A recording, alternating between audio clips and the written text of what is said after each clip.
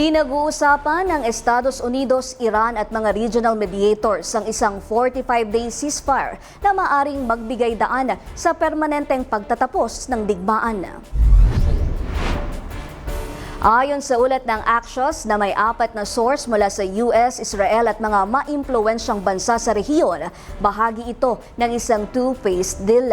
Sa unang yugto, ipatutupad ang pansamantalang ceasefire habang isinasagawa ang negosasyon para sa pangmatagalang kasunduan. Sa ikalawang yugto, target na mapagtibay ang kasunduan para sa tuluyang pagwawakas ng labanan. Maaaring palawigin ang ceasefire kung kinakailangan pa ng mas mahabang panahon para sa pag-uusap.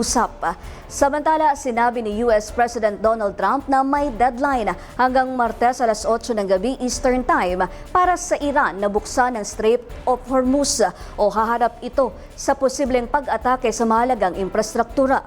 Una nang kinondena ng Iran ang banta ni Trump at sinabing kung mangyayari, maituturing itong isang war crime at crime against humanity.